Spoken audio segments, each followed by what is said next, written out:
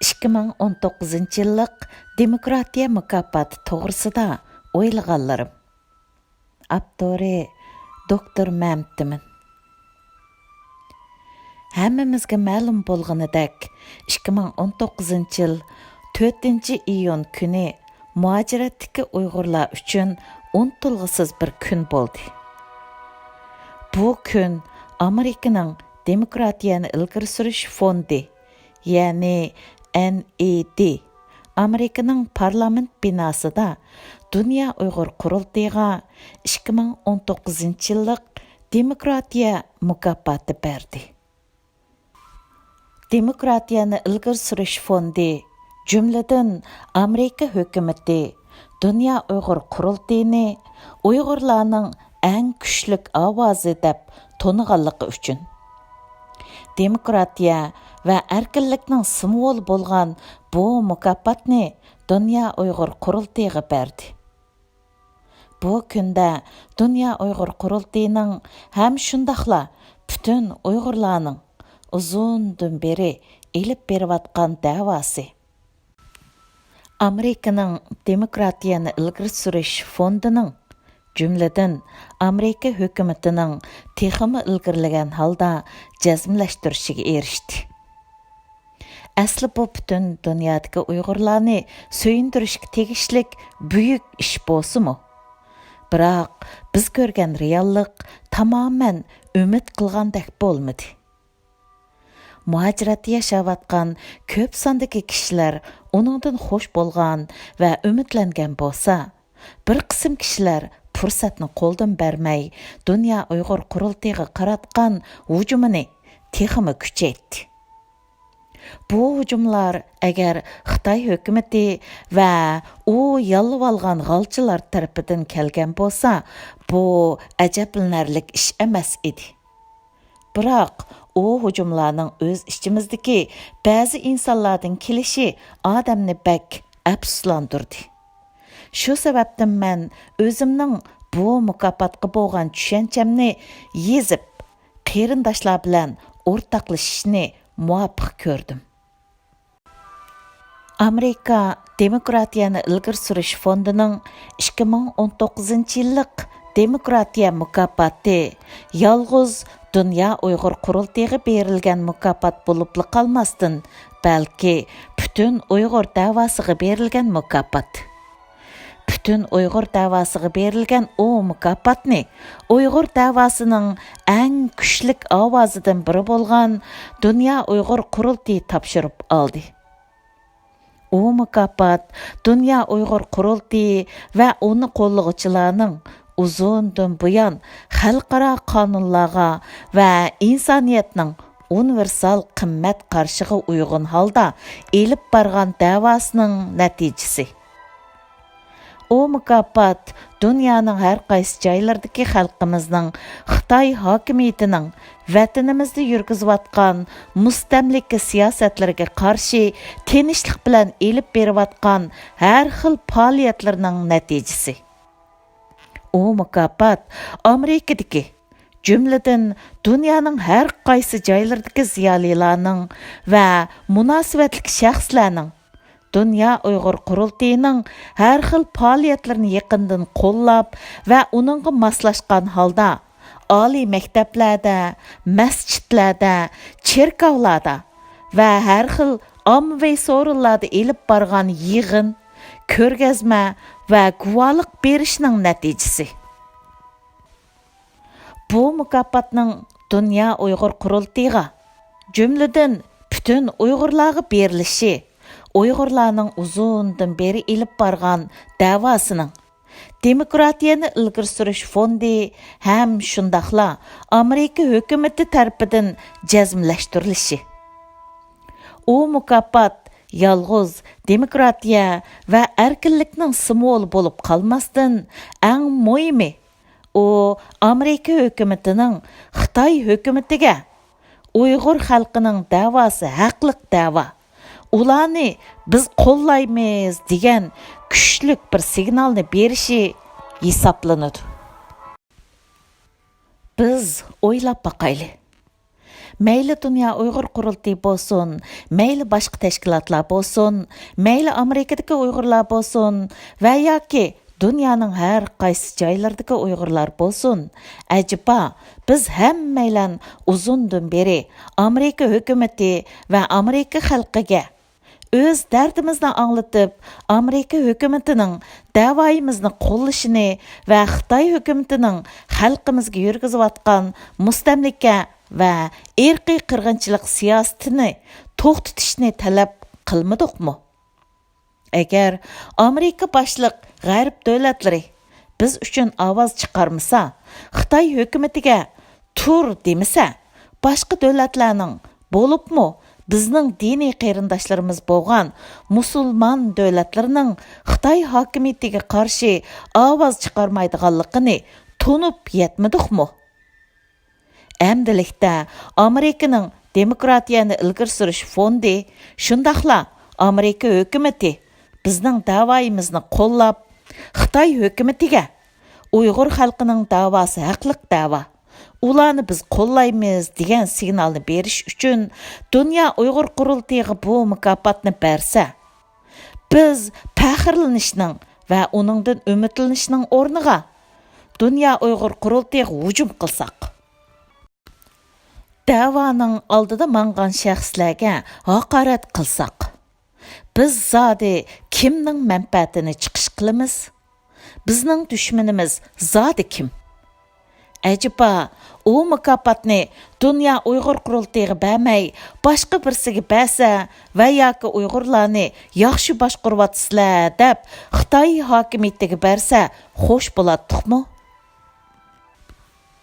Mən ötken yılı ilib barğan 2 qatımlıq rəy sınashning natijasiga asoslanganda, mutlaq ko'p sondagi Uyg'urlar Amerikani bizning milliy da'voda hal qilg'uch rol o'ynaydi deb qaraydi ekan. Dünya Uyg'ur Qurultayıning Xitoy hukumatining ko'ziga tiqilgan mix ekanligi va shu sababdan Xitoy hukumati uzundan beri Dünya Uyg'ur Qurultayıning bir qism g'olliq a'zolarini xalqaroga terrorchi deb e'lon qilib, ularning har xil faoliyatlarini va insoniy haq-huquqlarini, erkinligini cheklashga urinib kelayotganligi va shu sababdan ularning Xitoy hukumati bilan yaqin munosabatdagi davlatlarga va yoki Xitoy hukumatini ranjitib qo'yishdan andish qilgan davlatlarga kirishi cheklanib kelganligi hammamizga ayon. Albatta, men bu yerda Dünya Uyg'ur Qurultayı davoni nuqsonsiz elib beryotidi deyolmayman. Biroq, hozirgi mavjud tashkilotlar ichida Dünya Uyg'ur Qurultayı davoni nisbatan eng unumli elib berayotgan tashkilotlarning biri bo'lib, u xalqarodagi ko'p sondagi davlatlar eng e'tirof qilgan bir tashkilot. U muhojiratdagi bo'libmi davoning muhim qo'llag'uvchisi bo'lgan g'arb davlatlaridagi eng ko'p ziyolilarning qo'llashiga erishgan bir tashkilot. Ba'zilar balki demokratiyani ilgir surish fondi shaxsiy bir organ tursa, u qanday qilib Amerika hukumatiga vakillik qiladi deb qarashi mumkin. Shundoq. Gerçi demokratiyani ilgir surish fondi iqtisodiy kirim keltirmaydigan shaxsiy organ bo'lsa-mu, biroq u hargizmi bizning tushunchamizdagi shaxsiy organ emas. Demokratiyani ilgir surish fondi burunqi Amerika prezidenti Ronald Reaganning tashabbusi bilan 1983-yil qurilgan. Uning iqtisodining ko'p qismini Amerika parlamenti tasdiqlaydi. Uning xizmati Amerika parlamenti va Amerika tashqi ishlar ministeri tarafidan nazorat qilinadi. Amerikada bu xildagi qaramaqqa shaxsiy organda ko'ringan o'rinlar xeyli ko'p bo'lib, ular asosliqi elib bormoqchi bo'lgan xizmatlarning unumlik va qulaylik bo'lishi uchun qurilgan. Karl Grishman әпәнди 1984 yıldan beri Demokratiyani ilgari surish fondining prezidentlik vazifasini o'tab kelgan. U bu vazifaga kelishdan burun Amerikaning Birlashgan Davlatlar Tashkilotida turishliq vakili bo'lib ishlagan. Demokratiyani ilgari surish fondida 30 dan ortiq idora, doimiy hay'at a'zosi bor bo'lib, ularning ko'pinchisi burunqi parlament a'zosi, siyosiyon, yuqori darajali hukumat arboblari va diplomatlardir.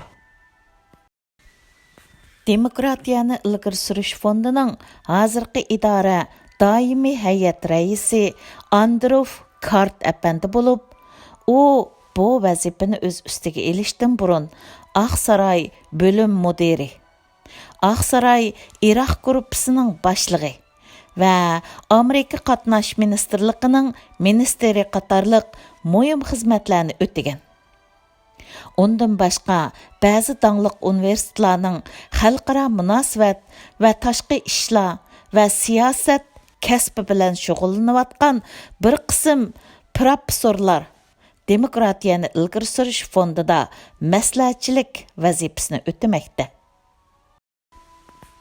Hozir Demokratiyani ilgari surish fondi yilga 90 dan ortiq davlatdagi ko'plagan ommaviy tashkilot, ya'ni NGO larga 1600 dan ortiq tur, ya'ni projekt orqali iqtisodiy yordam beradi. Ularning ichida 19 tur Xitoy hukumatiga qarshi da'vo elib berayotgan tashkilotlarga berilgan bo'lib, ularning ichida Dunyo Uyg'ur qurultiyi, Amerika Uyg'ur uyushmasi va Uyg'ur inson haq huquqiy projekti qatorliq tashkilotlar bor. Demokratiyani ilgari surish fondining bu tashkilotlarni qo'llashi hargizmo u tashkilot va tashkilot rahbarlarining Demokratiyani ilgari surish fondiga orqa eshik yoki xushamad qilishidan bo'lmasdan, balki u tashkilotlarning elib berayotgan da'volari haqliq da'vo bo'lib, ularning u da'volarni xalqaro qonunlar asosida sistemalik elib borganligidandir. Balki ba'zilar Demokratiyani ilgari surish fondi, Dunyo Uyg'ur qurultiyi va yuqorqi boshqa tashkilotlarga pul bersa, bekorga bermaydi. Ular elib berayotgan da'voni qo'llasa, maqsadli qo'llaydi deb qarashi mumkin. To'g'ri, bizda bekorga mushuk optab chiqmaydi deydigan gap bor. Bugungi bu dunyoda bekorlik yoki badalsiz hech ish yo'q. Har qanday ishning bir badali bor. Biroq shundaqdimi? Bu dunyoda yolg'iz men yashay, mendan boshqalarning hammasi halok bo'lsin deydigan kishilardan boshqa, yana birlikda yashayli va kelgusidan o'rtaq bahramon bo'layli deydigan insonlarmi bor. Tijorat qilay desa, dasmayisi yo'q. Kundalik turmushi qiyin ahvol ostida qolgan bir odam bankidan va yoki tonish bilishlardan qarz elib tijorat qilib, o'z ahvolini o'ngshib olgandan keyin u qarz olgan pulga o'simi bilan qo'shib qaytardi. Bundaq ahvolda biz u odamni ayblaymizmi yoki u odamning u qarzga tayinib o'z hayotida o'zgarish paydo qilishini oqilona usul deb qo'llaymizmi?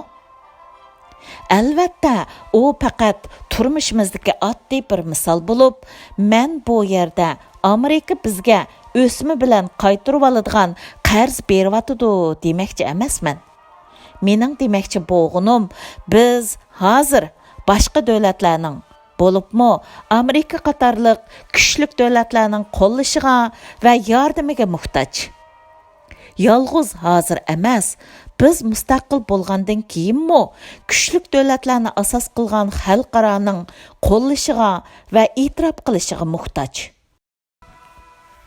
Ularning qo'llashi va e'tirof qilishi bo'lmay turib, bizning Xitoy hokimiyati ustidan g'olib kelishimiz oson emas. Biz Xitoy hukumati ustidan g'olib kelgan taqdirdami, kuchlik davlatlarni asos qilgan xalqaroning e'tirof qilishi va qo'llashi kam bo'lsa bo'lmaydi. Shuni ta'kidlab o'tishga arziydi-ki, O'rta Osiyodagi Turkiya Jumhuriyatlar ishinamanki, hargizmo Xitoy hukumati bilan Rossiyaga bo'lgan sevgisi sababidan hozirgidek siyosat yurgizayotgani yo'q. Ular o'zining davlat manfaati uchun shundoq siyosat tutishga majburi. Biz mustaqil bo'lgandan keyinmi ziminimizni boshqa yerga yo'tkab ilib ketolmaymiz. Yanala shu Xitoy davlatiga chegirdosh bo'lib, atrofimizdagi davlatlar bilan tinch yashashga majburmiz. Hammamizga ma'lum bo'lgandek, bizning 1933-yil va 1944-yil qurilgan ikki jumhuriyatimiz kuchlik davlatlarni markaz qilgan xalqaroning yetarli qo'llashiga va e'tirof qilishiga erishalmaganligi uchun Xitoy hukumatiga yem qilindi. U chaqda mayli bizning vatandagi nopusimiz bo'lsin va yoki bizning kuchimiz bo'lsin, hozirgidan nisbatan ko'p va kuchlik edi. Xitoy hukumatining vatanimizdagi ta'siri kuchi va xalqarodagi o'rni hozirgiga nisbatan ko'p to'van edi. Shundoq bir ahvolda qo'limizga ilib bo'lgan mustaqillik qo'limizdan ketgan yerda amdilikda biz nemamizga tayinib, birini undaq deb tillab, yana birini mundaq deb inkor qilib yurimiz? Ayni vaqtda hech bo'lmasa xalqimizning muntizim askari bor edi. Qo'lida quroli bor edi. Amdilikda bo'lsa xalqimizda qurol emas, hatto uydagi pichoqlarga zanjir silindi. Bundaq bir ahvol ostida kelgusida to'lash ehtimoli bo'lgan u badaldan qo'rqib, Amerika hukumati qilayotgan yordamni inkor qilib, u davoni quruq shuvar to'lab qilamdiq. Yaqinqi 100 yillik dunyo tarixiga qaraydigan bo'lsak, Amerika, Angliya va Rossiyaning dunyoga qanchalik ta'sir ko'rsatganligini ko'rib olish uncha tas emas. Bo'libmi, 2 dunyo urushidan keyin yangi dunyo xaritasi asosan mushu 3 davlatning orzusi bilan qaytadan sizlib chiqdi. Amerikaning qo'llashiga erishgan Janubiy Koreya, G'arbiy Germaniya qatorliq davlatlarning va Rossiya Xitoy hukumatining qo'llashida dunyoga kelganda, Shimoliy Koreya va Sharqiy Germaniya qatorliq davlatlarning ahvoli hammamizga ayon. Hozir dunyodagi 70 davlatda Amerikaning 700 dan ortiq harbiy bazasi bor bo'lib, ularning mutlaq ko'p qismi Amerika bilan hamkorlashqini va yoki Amerikaning qo'llashiga erishgani uchun o'z egilik huquqini butunlay yo'qotgani yo'q. U davlatlardagi xalqlar bizga o'xshash mustamlika ostida xorlangani yo'q. Aksicha, xeyli ko'p davlat xalqidan bakrak erkin yashab kelmoqda. Albatta, men bu yerda taslimchilik va beqindichilikni tashabbus qilmoqchi emasman. Men amal bo'lsa, o'z kuchimizga tayinishni, hech kimga beqinda va munqarz bo'lmaslikni tashabbus qiladigan birisi. Biroq bularning hech biri quruq shuvar va subjektiv his tuyg'u bilan amalga oshadigan ish emas. Biz shuni unutmasligimiz kerakki, bu dunyoning adolati ojizlarning qo'lida emas, kuchliklarning qo'lida. Dünya bechora qiyofatda yig'ilganlarni, orqaga mo'kinib elib, g'ayvat shikoyat qilganlarni emas, balki o'zining insoniy haq huquqini qo'g'dash uchun dadillik bilan sapning oldiga o'tib, fidokorlik ko'rsatganlarni anglaydi. Tugidi. 2019 yil 20 iyun New York.